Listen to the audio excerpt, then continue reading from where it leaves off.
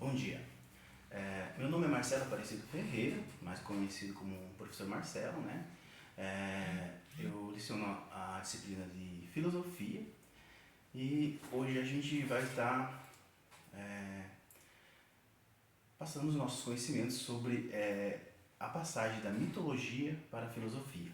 Então, o objetivo dessa aula é averiguar as particularidades místicas, né, da sociedade grega, refletir sobre a disparidade do pensamento mitológico e filosófico, conhecer as principais características da mitologia grega, perceber a função da mitologia na cultura ocidental e relacionar a mitologia grega com o posterior surgimento da filosofia, certo?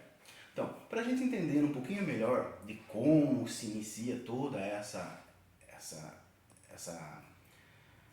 constituição da filosofia, da mitologia, nós temos que entender quem são os povos que povoaram a Grécia Antiga, né? Então, os primeiros povos, 20 mil anos antes de Cristo, começam a colonizar a Grécia Antiga. Os primeiros povos são os aqueus, os élios, posteriormente os jônios e os dórios.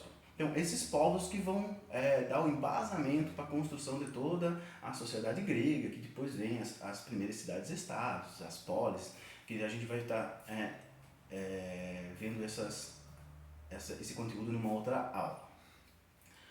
Então, após essa constituição da cidade, eles começam a criar o alfabeto, etc., vem um período de Homero Isídio, que é o principal período onde é construindo todo esse pensamento místico da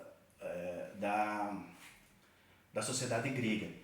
Principalmente por quê? Porque esses poetas, eles escreveram alguns poemas e eles declamavam esses poemas em forma de canção. Então eles iam para a guerra cantando, eles trabalhavam cantando esses poemas. Tanto que vocês já devem ter percebido em alguns desenhos ou alguns filmes onde eles deixam a evidência de que o povo grego fala cantandinho. Devido a essa forma da cultura deles contarem as histórias místicas, certo? E essa cultura é doutrinada, no caso, eles vão moldando essa sociedade na crença desses deuses, certo? Então, a cultura desse povo é moldada, onde eles acreditam que esses deuses são super-heróis, onde o homem normal só conseguiria chegar a ser um deus ou conseguiria a salvação se ele se espelhasse nesses super-heróis, nesses deuses. Ou seja, esses deuses eram corajosos, eles não fugiam da guerra, eram pessoas honestas, de caráter. Então o povo tinha que se espelhar nesses deuses para buscar essa salvação, certo? Então aí começa toda a introdução e a moldagem do pensamento mitológico dos gregos, onde eles começam a acreditar, eles são politeístas e começam a acreditar em vários deuses, certo? E esses deuses dão explicação e sentido para a vida deles. Então a gente vai ver um pouquinho aqui rapidinho a história do mito criacional de Gaia e Urano. Urano é o céu e Gaia é a terra. Então conta a mitologia grega que eles viviam copulando, certo? O céu e a terra eram unidos, eles viviam copulando e tendo os filhos, vários filhos, os primeiros deuses, e entre outros. Só que Urano, que era o céu, com medo de perder o seu reinado, ele comia, devorava seus próprios filhos. Só que Gaia, entristecida com a perda dos filhos, entristecida com essa situação, esconde um dos seus filhos em seu ventre e dá uma pedra para Urano comer.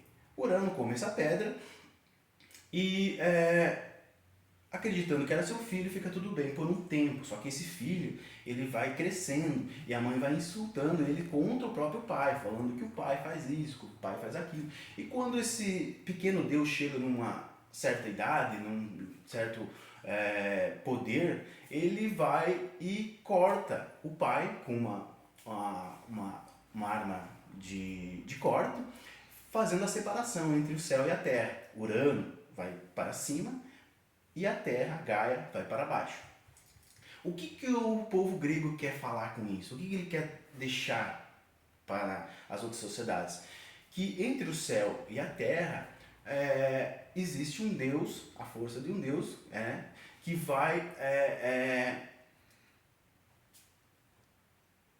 vai colocar seu poder entre o céu e a terra, inicia o reinado de um novo Deus, certo? Esse Deus é chamado de Cronos. Cronos, em grego, significa tempo. Então, esse povo quer explicar que entre o céu e a terra começa o reinado do tempo, de Cronos. E que tudo que está entre o céu e a terra vai sofrer a ação do tempo. Então, eles querem dizer que nós sofremos a ação do tempo, e tudo que está entre o céu e a terra sofre a ação do tempo, devido a esse reinado de Cronos. Então, percebemos que todas as sociedades antigas, eles acreditavam, eles construíam histórias, construíam mitologias, construíam algumas situações para explicar a nossa existência. Desde os primórdios, os homens da caverna buscavam explicação do que existimos. E essa era a forma na qual o povo grego explicava a sua existência. Então, percebo que nós temos algumas ideias de por que existimos, se somos únicos ou não no universo, e eles também pensavam dessa forma, e isso era o que explicava para eles. Para aquela sociedade, naquela época, explica. Para hoje, não explica para nós. Como que um Deus vai comer uma pedra e achar que é o filho? Não explica, a gente acha que é algo irracional. Quem sabe daqui 1000 anos, o que nós acreditamos que hoje explica a nossa existência, para o povo daqui 1000 anos seja uma coisa irracional, como é para nós hoje do povo grego, certo? Com isso, as pessoas começaram, os primeiros filósofos, no século VI, né, os pré-socráticos, são chamados pré-socráticos, que vêm antes de Sócrates, eles começam a buscar uma explicação racional. Por quê? Porque a explicação mitológica, ela até explica, mas não justifica, ou justifica e não explica. Então eles vão buscar uma explicação racional. Onde eles vão buscar? Então, essa explicação racional eles vão buscar na lógica, né? No logos, que é a lógica, e buscam na física, na natureza. Eles não querem mais buscar nos deuses, sim, vão buscar na natureza algo que explique o início de tudo, como tudo começou, que tem uma explicação racional. O primeiro filósofo que vai trazer uma explicação racional é Tales de Mileto. Tales de Mileto, ele vai dizer que a água é o início e que dá sentido e explicação à vida. Tales de Mileto é um grande filósofo, ele percebeu nas suas viagens ao Egito que a água, o rio Nilo no Egito era essencial para a vida no Egito.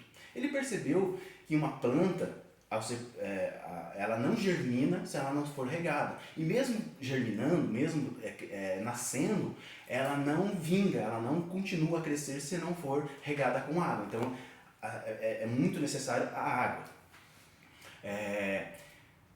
Ele percebeu também que o ser humano, ao nascer, ele nasce dentro de uma bolsa que contém água. E ao morrer, ele seca, perde toda a água, fica só o osso, certo? Então ele viu que na água está a explicação e sentido da vida. Ele percebeu ainda que a água é una, ou seja, ela passa de um estado para outro sem perder a sua essência, ela continua sendo água, ela passa do estado líquido para o estado gasoso e volta a ser líquido sem perder sua essência. Então é algo uno. Temos outros filósofos também, como Pitágoras, ele vai dizer que os números dão explicação e sentido a tudo. Ele vai dizer que os números sempre existiram, né? Que as dimensões do universo sempre existiram, apenas o homem deu formas a elas. Quais são as formas? O número 1, o número 2, o número 3, essas são as formas. Esses números sempre existiram. Também tem os atomistas, Demócrito, onde eles vão... Eu acho essencial o pensamento desses caras. Eles imaginaram um átomo ideia, certo? Hoje nós sabemos que existe um átomo. Então eles imaginaram que existia uma partícula tão pequena, mas tão pequena, que não podia mais ser dividido. E que essas partículas, ao se juntarem, ou seja, partículas de madeira davam forma à madeira, partículas de ar davam forma ao ar. Então tudo se iniciou do átomo. Então perceba que eles buscavam algo que deu início.